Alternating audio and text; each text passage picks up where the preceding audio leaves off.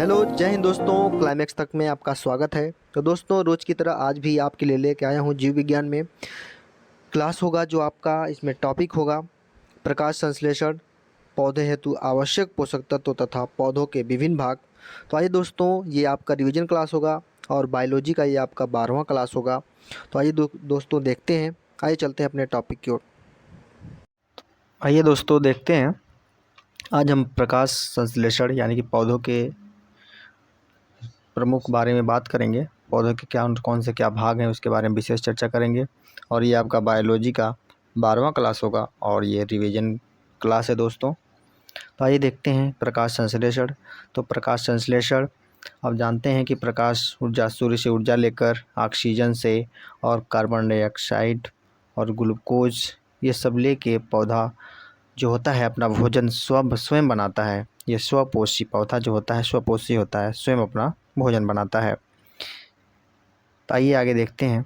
देख सकते हैं खनिज पदार्थ जड़ों के माध्यम से जल को लेता है। प्रकाश संश्लेषण की बात करें तो पौधों द्वारा सूर्य के प्रकाश की ऊर्जा कार्बन ऑक्साइड तथा जल के प्रयोग से कार्बोहाइड्रेट्स एवं ऑक्सीजन का उत्पादन करना प्रकाश संश्लेषण कहलाता है। अब क्रिया की बात करें दोस्तों तो 6 कार्बन CO2 प्लस 12 जल मिलकर ये प्रकाश के साथ क्रिया करके क्लोरोफिल के साथ क्रिया करके ये ग्लूकोज बनाता है। और देख लीजिए ग्लूकोज में टूटता है जल में और ऑक्सीजन और ATP यानी कि 673 किलो कैलोरी ऊर्जा मुक्त करता है। तो देख रहे हैं आप ग्लूकोज और 6 जल में और 6 O2 में ये परिवर्तन होता है। और पृथ्वी पर कुल प्रकाश संश्लेषण का लगभग 90% भाग जलीय पौधों एवं शैवालों द्वारा किया जाता है। आगे बात करते हैं प्रकाश संश्लेषी वर्णक की। तो ये 3 प्रकार की अवस्थिति इसकी है। अब स्थिति की बात करें तो ये क्लोरोप्लास्ट के ग्रेना भाग में ये उपस्थित होता है। और अवशोषित रंग इसकी बात करें कौन सा रंग ये अवशोषित करता है तो ये नारंगी, लाल, नीला, बैंगनी ये रंग को अवशोषित करता है। क्लोरोफिल की बात करें तो हरे रंग का वर्णक होता है। और प्रमुख तत्व इसमें प्रकाश संश्लेषी वर्णक की बात करें तो इसमें प्रमुख तत्व मैग्नीशियम पाया जाता है। आइए आगे देखते हैं। यह दिया है कि क्लोरेला की बात करें तो सौर ऊर्जा को रासायनिक ऊर्जा में बदलने की सर्वाधिक दक्षता रखता है। मतलब सबसे ज़्यादा दक्ष है ये, लगभग 8% जो सौर ऊर्जा को रासायनिक ऊर्जा में बदलने की सर्वाधिक मतलब क्षमता रखता है। और क्या है ये क्लोरोफाइटा से संबंधित है क्लोरेला। और ये एक कोश की हरी शैवाल है। कैसा है ये? एक कोश की हरित शैवाल है क्लोरेला। और आगे बात करें प्रकाश संश्लेषण को नियंत्रण करने वाले बाह्य कारक की बात करें तो जल, प्रकाश, कार्बन डाइऑक्साइड और तापक्रम इसके बाह्य कारक हैं। आइए आगे बात करते हैं प्रकाश संश्लेषण। प्रकाश संश्लेषण की बात करें तो सर्वाधिक प्रकाश संश्लेषण लाल रंग में, जो प्रकाश संश्लेषण होता है सबसे ज़्यादा लाल रंग में होता है और उसके बाद नीले रंग में थोड़ा उससे कम होता है। और प्रकाश ऊर्जा की बात करें तो यह रासायनिक प्रकाश ऊर्जा का होता है। इसका प्रकाश ऊर्जा का सर्वाधिक प्रकाश संश्लेषण होता है जिससे रासायनिक ऊर्जा में रूपांतरण होता है। जो प्रकाश ऊर्जा है ये रासायनिक ऊर्जा में रूपांतरित होता है। और ये 2 प्रकार का इसमें चरण पाए जाते हैं। प्रथम चरण की बात करें तो ये प्रकाश ऊर्जा के प्रयोग से ATP व NADPH के ऊर्जा संचित करने वाले अणुओं का निर्माण करता है। और द्वितीय चरण में क्या करता है ये क्या करता है कि प्रकाश से स्वतंत्र प्रतिक्रियाओं द्वारा कार्बन डाइऑक्साइड का संग्रहण व न्यूनीकरण करता है। आइए पादप की बात करें तो इसमें पौधों में पोषण क्या होता है। यह पौधों में जो पोषण होता है यह स्वपोषी होता है। स्वपोषी जैसे कि ऊर्जा हेतु आवश्यक कार्बनिक पदार्थों का स्वतः ये निर्माण करता है, इसलिए इसे स्वपोषी कहते हैं। और पोषक तत्व में क्या होता है, ऐसे खनिज तत्व जिनसे भोजन निर्माण हेतु आवश्यक कार्बनिक तत्व प्राप्त होते हैं ये पोषक तत्व कहलाते हैं, यानी पोषक तत्व होता है। जाइलम और फ्लोएम तो जाइलम क्या है? जाइलम को जल संवाहक ऊतक के नाम से भी जानते हैं। याद रखिएगा, काफ़ी इंपॉर्टेंट है, 1 नंबर का क्वेश्चन है कि जाइलम को अन्य किस नाम से जानते हैं? तो जल संवाहक ऊतक के नाम से जानते हैं। इसकी कार्य की बात करें, क्या वर्क करता है? तो ये अवशोषित जल तथा खनिज लवणों को पौधों के विभिन्न भागों तक पहुँचाने का इसका प्रमुख कार्य है। पौधों के हर भाग तक ये जल को पहुँचाता है। कौन सा? जाइलम। फ्लोएम की बात करें तो इसे बास्ट ऊतक के नाम से भी जानते हैं।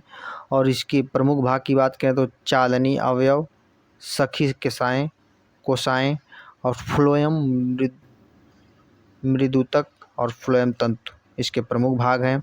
और इसकी फ्लोएम की बात करें, इसका कार्य की बात करें तो ये पौधों के हरे भागों में निर्मित भोज्य पदार्थों का अन्य भागों में स्थानांतरण करता है। इसका प्रमुख कार्य आपने देखा। और आगे देखिए, पौधे हेतु आवश्यक पोषक तत्व की बात करें तो इसका ये क्या होता है? सूक्ष्म पोषक एवं लघु के पोषक तथा। और कार्य की बात करें, पौधों के आवश्यक पोषक तत्व में यदि कार्य की बात करें तो ये क्या काम करता है कि पौधों के जीवन चक्र के नियमित पूर्ण होने, विकार रहित रहने तथा समुचित विकास हेतु ये आवश्यक है। अनिवार्य तत्व, इसमें कितने अनिवार्य तत्व होते हैं? तो 17 अनिवार्य तत्व होते हैं इस पौधों में। और दीर्घ मात्रा पोषक तत्व, अगर बात करें कि जो पोषक तत्व हैं सबसे ज़्यादा कौन से तत्व पाए जाते हैं, तो आप देख सकते हैं क्रम से दिया, इसमें 9 प्रमुख तत्व पाए जाते हैं। इनकी सबसे ज़्यादा अधिक मात्रा होती है इसमें, जैसे carbon, hydrogen, oxygen, nitrogen, phosphorus, potassium, sulphur, calcium, magnesium, ये प्रमुख रूप से पाए जाते हैं। आगे बात करते हैं सूक्ष्म पोषक तथा लघु मात्रा पोषक तत्व की बात करें तो इसकी संख्या 8 होती है। और आवश्यकता इसकी कम मात्रा में होती है। जो ये होते हैं ये कम मात्रा में पाए जाते हैं। जैसे कि तत्व की बात करें तो बोरान, जो कि दलहनी फसलों के गठन हेतु आवश्यक है। ये जैसे बोरान हो गया, क्लोरीन हो गया, तांबा हो गया, लौह हो गया, मैग्नीज आपका हो गया, मालिब्डेनम हो गया और निकेल हो गया, जिंक हो गया, ये सब थोड़े कम मात्रा में पाए जाते हैं। आगे बात करते हैं, पौधा आपका होता है अमरबेल। अमरबेल की बात करें तो पूर्ण स्तंभ परजीवी है, ये आवृत्ति बीजी है और तना पतला होता है, दुर्लभ तथा पीले रंग का होता है आपका अमरबेल। पोषक के चारों ओर लिपट कर परजीवी मूल द्वारा भोजन, खनिज, लवण व जल प्राप्त करता है अमरबेल। आगे बात करते हैं पादप हार्मोन्स की। तो पादप हार्मोन्स ऐसे कार्बनिक पदार्थ जो पौधों के एक भाग में प्राकृतिक रूप से बनते हैं वह दूसरे भागों पर स्थानांतरित होते हैं, ऐसे हार्मोन्स को पादप हार्मोन्स कहते हैं। कार्य की बात करें तो ये पौधों के वृद्धि में कार्य करता है और प्रजनन एवं अन्य उपापचयी क्रियाओं का ये नियमन करता है। और हार्मोन शब्द का प्रथम प्रयोगकर्ता स्टर्लिंग थे, जिन्होंने 1906 में इसका प्रथम बार प्रयोग किया था। और पादप हार्मोन्स को वृद्धि नियामक पदार्थ के नाम से भी जाना जाता है। आइए आगे बात करते हैं। दिया है कि पादप हार्मोन्स के प्रमुख वर्ग व उनके कार्य की बात करें तो ये वृद्धि वर्धक होते हैं और ऑक्सीजन, जिबरेलिन, साइटोकाइनिन इसके वृद्धि वर्धक हैं। और वृद्धि रोधक की बात करें तो एब्सिसिक अम्ल और एथिलीन अम्ल ये आपका वृद्धि रोधक है। इसमें नेक्स्ट आपका आता है ऑक्सिन की बात करें तो ये क्या है? अपतृण निवारण है और फलों को गिरने से बचाता है। ये क्या करता है? अगर फल लगता है तो उसको जल्दी गिरने नहीं देता है। ये ऑक्सिन का ही कार्य होता है कि उसे रोके रहे, ज़्यादा दिन तक बनाए रहे फल को डाली से। और अनिषेक फलन होता है ये, और बिना निषेचन के फलों का विकास करता है ये ऑक्सिन। और संतरा, जैसे कि आपका संतरा, नींबू, अंगूर, केला व टमाटर आदि में बिना परागण व निषेचन के भी फलों का विकास होता है। आपके कौन कौन से फल हैं? संतरा है, नींबू है, अंगूर है, केला है और टमाटर है, जो बिना निषेचन के ये फलों का विकास होता है। आइए आगे बात करते हैं जिब्रेलिन की बात करेंगे तो ये बौनी प्रजाति की लंबाई में वृद्धि, पुष्पन व अनिषेक फलन होता है। ये बौनी प्रजाति होती है और बीजों के अंकुरण में सहायक होता है। और साइटोकाइनिन की बात करते हैं तो ये इसको साइटोकाइनिन को फाइटोकाइनिन के नाम से भी जानते हैं। इसकी कार्य की बात करें तो ये कोशिका विभाजन इसका प्रमुख कार्य है। जीवड़ता को रोकना इसका प्रमुख कार्य है और क्लोरोफिल को नष्ट होने से बचाता है। कौन? साइटोकाइनिन या फाइटोकाइनिन। आगे बात करते हैं इसका दिया है एब्सिसिक अम्ल। एब्सिसिक अम्ल ये पुष्पन में सहायक होता है, कोशा विभाजन में सहायक होता है, बीजों के अंकुरण को अवरुद्ध करना इसका प्रमुख कार्य है, उसमें ये सब सहायक होता है। एथिलीन की बात करें तो इसको फल पकाने वाला हार्मोन्स के नाम से भी जानते हैं, रिपेनिंग हार्मोन। और पौधों के तने के अग्रभाग में इसका निर्माण होता है और ये काम क्या करता है तो फलों को पकाता है, पत्तियों, फलों व पुष्पों के विलगन को तीव्र करना इसका प्रमुख कार्य है। पादप जनन की बात करें तो पादप जनन पौधों द्वारा अपनी तरह संतति उत्पन्न करने की प्रक्रिया है। पादप जनन की परिभाषा क्या है कि पौधों द्वारा अपनी तरह संतति उत्पन्न करने की प्रक्रिया है, इसे पादप जनन कहते हैं।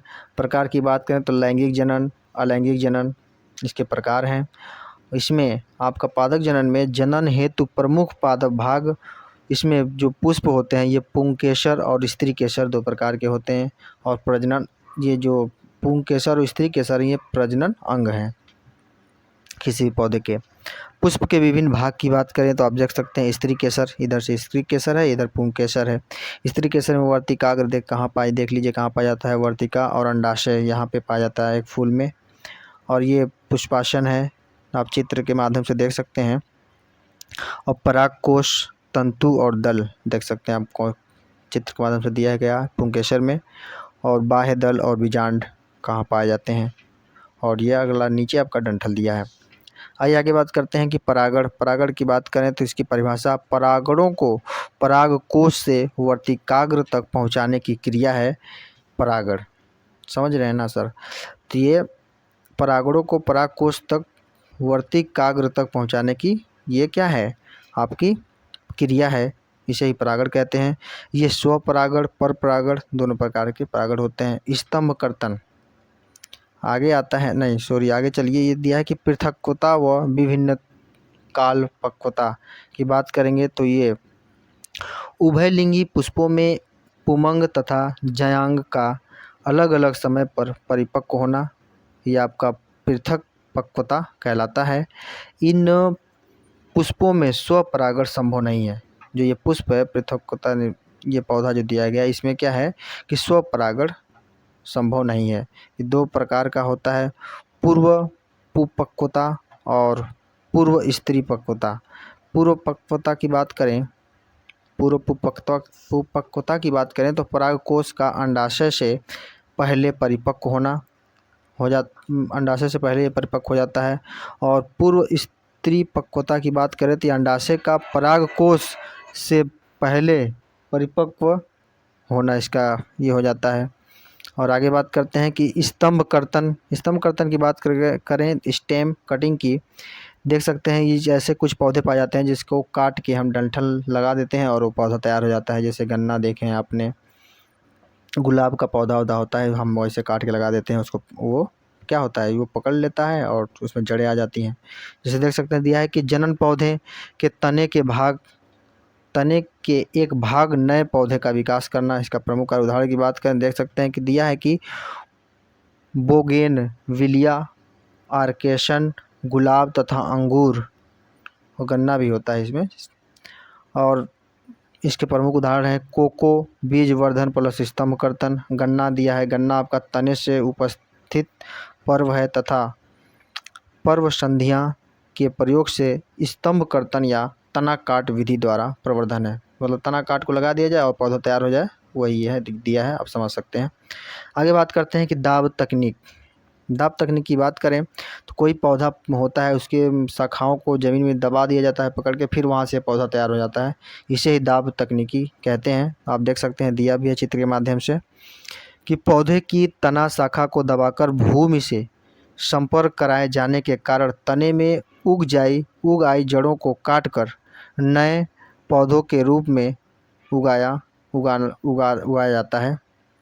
उदाहरण बात करें चमेली का, जैसे कि किसी कोई शाखा को दबा दिए, फिर उसमें जड़ आ गई, तो जो शाखा को काट दीजिए, फिर जड़ से वहाँ नया पौधा आपका हो जाएगा। आइए आगे बात करते हैं। जैसे दिया है कायिक प्रवर्धन। कायिक प्रवर्धन की बात करें तो ये क्या दिया है कि परिभाषा, कि बिना किसी जननांग की सहायता के किसी पौधे के भागों, यानी कि जैसे तना व पत्तियाँ आदि भागों से नए पौधों का विकास होना क्या कहलाता है, कायिक प्रवर्धन। इसकी विशेषता की बात करें, ये कैसा है, ये अलैंगिक जनन विधि है। कैसी विधि है, अलैंगिक जनन विधि है। इसकी विशेषता की बात करें तो नए पौधे आकारिकीय एवं आनुवांशिकीय रूप से अपने जनक के स्वरूप होते हैं। और पारंपरिक विधियों की बात करें तो स्तंभ कर्तन या तना काट और दाब लगाना और कलम बांधना, इसकी ये पारंपरिक विधियां हैं। देख सकते हैं दोस्तों, आज का ये आपका क्लास ख़त्म हुआ। ये आपका रिवीजन क्लास था दोस्तों अपने क्लाइमेक्स तक चैनल को सब्सक्राइब करें, शेयर करें और इसे दूसरों तक भेजें, ताकि आप सब लोग इसे देख सकें। और इसे सब्सक्राइब करना ना भूलें दोस्तों, बेल आइकन को दबाएं ताकि हर वीडियो आप तक पहुंच सके। तो वीडियो देखने के लिए धन्यवाद दोस्तों, आपका दिन शुभ हो।